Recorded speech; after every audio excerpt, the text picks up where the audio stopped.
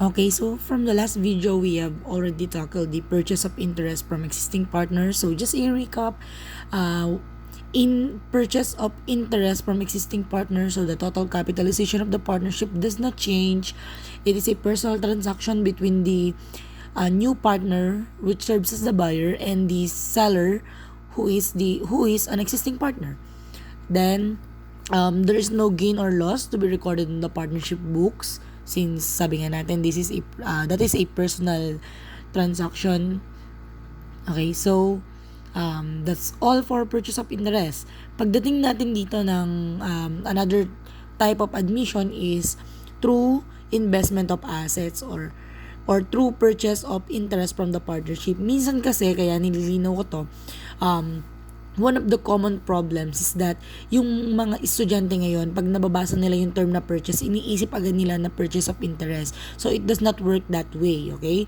So, sometimes, it looks like a purchase of interest, but the payment goes directly to the partnership.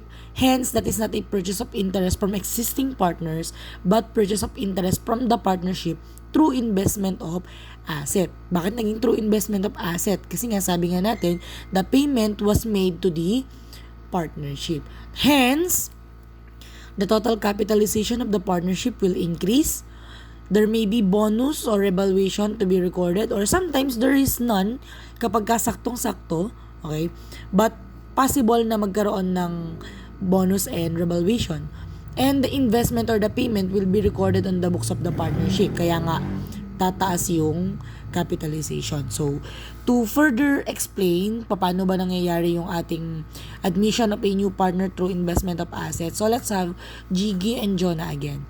So, let's say for example that Jiggy has 60% share in the net income of the partnership and has a 150,000 capital. Jonah, on the other hand, shares 40% in the profits and losses of the partnership and has 100,000 on her capital account. So, under scenario letter A, so assuming that a new partner will be admitted into the partnership, so provided that both Jiggy and Jonah affirmed na papasok si Justine sa kanila. So, this third partner or this new partner paid 250,000 pesos for a 50% interest in the partnership. So, before, binibili interest, so hinahati lang natin yung old interest ni partner. But now, since this is investment of assets or the interest was purchased directly from the partnership, ibig sabihin, the payment of 250,000 will be recorded by the partnership. So, this old capital, okay, so this old capital will be increased by the amount of the payment, which is 250. So, I'll have here another box. Okay? So, this is 250. Okay? Ibig sabihin ba, ma'am, na nagbayad ng 250 si Justine, ibig sabihin 250 yung capital niya? So, hindi. Ang mahalaga dito, pagdating sa dissolution, is malaman mo magkano ba yung napag-agrihan nila na makukuha. Remember that partnership is a contract and agreement talaga yung nagpe-prevail. Okay? So, sabi natin dito, 50% interest. So, now that Justine added 250,000 from the capital of the partnership, therefore, the new capital is now 250 plus 100 plus 150. So, this is now 500,000. So, sabi natin, now that we have 500,000 the partnership, based on the agreement of the old partners and this new partner, Justine will share 50%. Hence, ang mapupunta sa kanya ay times 50%, which is 250. So, sabi natin, 250, this 250, ito na yung tinatawag natin na agreed capital niya. Or yung tinatawag natin in other books, ang tawag dyan ay capital credit. So, based on their agreement, dahil ito ngayon 50%, so magiging 250. So sabi natin, ma'am, pareho lang naman pala. Justine paid 250 and she was given 250 capital also. So hindi sa lahat ng pagkakataon ganyan. So nagkataon lang na ganyan yung nangyari ngayon. So sabi natin, ang binigay niya ay 250. Ang nabigay sa kanya ay 250. Okay? Ibig sabihin, walang sobra, walang kulang. Therefore, wala tayong bonus, wala din tayong revaluation. Okay? So, this is the first case. So, paano na ngayon yung magiging hatian natin? So, now that pareho lang naman yung nakuha natin, 250. So, magiging hatian natin, Jiggy will still have 150. Jonah will still have 100.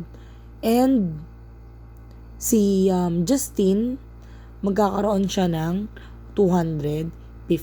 Not because she contributed 250, but because the agreed capital was 250, which is 50% interest that she purchased in the whole capital of the partnership. Okay? So, what is the entry to record the transaction? So, assuming this is cash lang talaga, so the entry would be a debit to cash, 250,000, and a credit to Justin Capital, 250,000. So, based sa computation natin, hindi naman nabago si Jiggy tsaka si Jonah, so there will be no problem. So, case A or scenario A is a sample of an admission through investment of assets without bonus and without revaluation. Let's have letter B. Okay? So, for letter B, Justin invested 200,000 for 60% interest in the partnership. Okay? So, we already have 100 and 150 from Jiggy and Jonah. So, sabi natin, nagdagdag tayo ng 200. So, assuming this is 200. So, the total capital of the partnership is now 100 plus 150. This is 250 plus 200. So, you will have 450. Ilang percent daw bang binili ni Justin? So, Justin bought 60%. Ibig sabihin, the agreement is that 60% of the partnership capital will be credited to her capital account. So, 450 times 60%. So, compute lang muna natin. Magkano yun?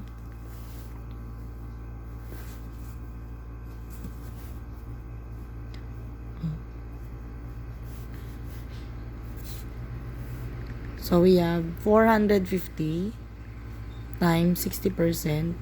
So, that is 270. Ibig sabihin, bibigyan natin siya ng 270 capital credit. Ma'am, paano po yun? 270 ang gagawin nating capital credit sa kanya, pero ang binigay niya ay 200 lang. 'Di ba? So, ibig sabihin, sobra yung binigay niya ng 70. Ito ngayon yung tinatawag natin na bonus. So, ma'am, kung nagkaroon siya, ma'am, ng bonus, paano naman, ma'am, magkakaroon siya ng 70? Kanino manggagaling yung 70 na yun? 200 lang yung binigay niya. So, ito na yun, dahil siya yung may pasobra, ibig sabihin, ang nagbigay sa kanya ay old partners. So, ang direction ng bonus natin is from old partners to new partner. The amount of bonus is 70. So, paano ngayon? Sinong maghahati or paano natin natin yung 70? So, this 70,000 na bonus computed is to be divided between Jiggy and Jonah based on their profit and loss ratio. So, 70%. So, sabi natin 60 for Jiggy and 40% for Jonah. So, ang mangyayari ngayon, this will be 42 and this will be 28. Ibig sabihin, 42 yung ibibigay ni Jiggy at 28 naman ang ibibigay ni Jonah. Ibig sabihin, from their capital of 150, so magiging capital na lang ni Jiggy ay 150 minus 42. This will be 108. Kay Jonah naman, meron tayong 100 before minus yung 28 na ibibigay niya kay Justin as a bonus. So, magkakaroon pa tayo ng 72. Okay? So, the new capitalization will be Jiggy 108, Jonah 72, and Justin, yung na-compute natin na 270. So, pag inad natin yan, that will give us a total of 450, which is, ito yung kinontribute nila. So, that's one good point na nakita natin kasi pagdating natin ng bonus, sinasabi natin, no, under bonus method, the total agreed capital is equal to the total or at least contributed net asset. So, magkano bang contributed net asset nila? Si Jiggy nag-contribute ng 150. Ba? Si Jonah nag-contribute ng 100. And si Justin nag-contribute ng 200. So, 450. As you can see, ganun din naman ang ginawa nila, no? So, ang naging agreement nga lang nila, 270 yung mapupunta kay Justin. So, 70 is magiging bonus from the old partners, which we have already computed. In this case, the agreed capital is 108 for Jiggy, 72 for Jonah, and 270 for Justin. Okay? So, paano ngayon? So, ito na ngayon yung magiging record natin. So, ito na ngayon yung magiging balance ng partnership capital nila. So, how should we make the entry to record this? So, ang magiging entry natin is debit cash, dahil syempre naka-receive si partnership, no? So, debit cash, 200,000. Then, sabi natin may credit tayo dito na Justin Capital, 270. So, sabi natin, yung 70 na yun ay pabonus ni Jiggy and ni Jonah. Ibig sabihin, binigay nila yon. So, para mabigay talaga nila kay Justin, what should we do? So, we should decrease the capital of the old partners. And para ma-decrease natin yon, we will put them in the debit side of the journal entry. So, debit, Jiggy Capital,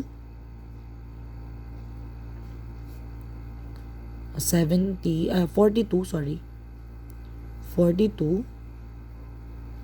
and debit Jonah Capital 28. Okay, so 200 plus 42 plus 28 is 270. This is also 270. Our journal entry is now balanced.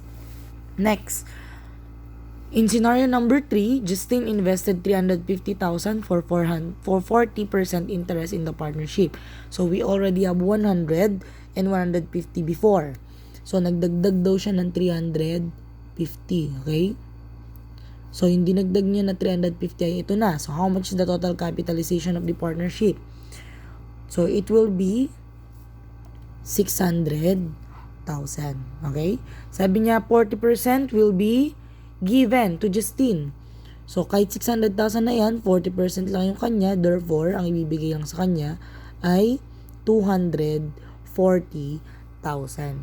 Paano naman, ma'am, yung sobra na binigay niya? Ang bininvest niya sa partnership ay 350, pero ang mabibigay sa kanya ay 240 lang. Ibig sabihin, nagbigay siya ng pasobra, siya naman ngayon ang nagkaroon ng pabonus papunta sa old partner. So, the direction of the bonus is from new partner to the old partner. Okay? So, the bonus is 110. Katulad ng ginawa natin dito sa taas, sa scenario letter B, so yung 110 naman na pasobra na to ay paghahatian din based on their old capital ratio. So, 60% and 40% kay Jiggy, tsaka 40% kay Jonah. So, 110 times 60%, so that's how much? I guess that's 66. And this is 44. So, dahil nga padagdagan sa kanila, ibig sabihin, plus. Okay? So, meron si Jiggy dati na 150, si Jonah ay mayroon dating 100. So, the new agreed capital will be 216 for Jiggy, 144 for Jonah, and kay Justin, yun na-complete natin na 240. So, a total capital of 600,000. Okay? So, kung magkano yung kinontribute nila, this is the contributed net asset of 600,000, ayun din yung kanilang pinaghati-hatian. Okay? So, that is bonus method. So, bigyan lang natin ng konting shortcut yung bonus method. So, para hindi na natin kailangang i-drawing every time. So, we could use this tool. I call it Taxinadiff. Okay? So, TAC stands for Total Agreed Capital, or eto na yung magiging bagong record sa capital. Remember, eto ang magiging bagong record. The contributed net asset is the real contribution nila. And then, the difference will be the representative of the bonus. So, under scenario letter A, sabi natin, Jiggy, Jonah, and Justine. So, ang kinontribute ni Jiggy, meron siya before na 150, kay Jonah 100, at kay Justine nagbigay siya ng 250. Okay? So, ito yan, binabalikan lang natin. So, the total capitalization is 500,000. So, dito ko normally nilalagay yung percentage. Sabi natin, kay Justine ay magiging 50%. Ibig sabihin, 500 times 50, so this will be 250 also. So, 250 minus 250, 0. Matik, walang bonus. So, dahil wala namang bonus, ito ay kakopy na lang din natin. Okay? So, 0. Para naman sa scenario letter B, kung saan si Justine ay nag-invest ng 200,000 for 60% interest. So, this is our table. So, we have Taxina Diff. So, for Jiggy, still, we have 150 na contributed. Kay Jonah, we have 100 na contributed. And kay Justine, ang kinontribute niya dito ay 200,000 lang. Okay? Ayan yan. Okay? So, total capitalization is 450. So, 450, ang binibili niya dito ay 60% interest. So, 450, okay? 450 times 60%, we computed it, and 270 lumabas. Isipin mo, ang ibibigay sa kanya 270, ang binigay lang niya 200, ibig sabihin siya ay merong bonus na 70. So, positive. Ibig sabihin siya yung nadagdagan. Dahil siya yung nadagdagan, dapat magkaroon tayo ng negative 70 dito dahil under bonus method, babalikan natin, our TAC and our SINA must be equal. So, in this case, okay, so since equal dapat yan, kung ang SINA natin ay 450, ang TAC natin dapat ay 450 din. So, since nadagdagan ito, para maging 0 ito, no? Dapat magkaroon tayo ng negative 70. In the form of 70 times, ito ay 60%, 40%. Okay? So, 70 times 60%, this is 42. And this is 28. So, negative yan. Ibig sabihin, ano ang dapat mong i-minus sa 150, para maging negative 42? So, saan mo dapat i-minus ang 150 para maging 42? So, this will be 108. This will be 72. So, ito na ngayon yung ating TAC. Ito na yung bagong partnership capital composition. Okay? So, that's how you use the Taxina Diff tool. So, para sa last, so we have 100, 150, and 350. Total of 600. So, this is our SINA. So, magkano ang TAC natin? So, for Jiggy, Jonah, and Justine, so, ang binili nito ay 40%. Okay? So, since 40%, this will be 240. So, 240 minus 350, the difference is negative 110. Since siya yung negative, sabihin siya yung nabawasan, siya yung nagbigay. So, dahil sabi natin bonus ito, this should also be 600. So, kung 0 ito, dapat may positive 110. So, yung positive 110 ay paghahatian ni Jiggy and ni Jonah based on their profit and loss ratio na 60 and 40. So, this will be 66 and 44. Okay. So, saan mo kailangang i-minus si 100 para magkaroon ka ng difference na 66? So, sabi natin this should be 166. Baliktad. 150 pala kasi to. This is 100. So, this will be 216. And this will be 144. So, ito na ngayon yung magiging total capitalization nila. Okay? So, that's all for bonus method. So, next video, we will have revaluation of assets.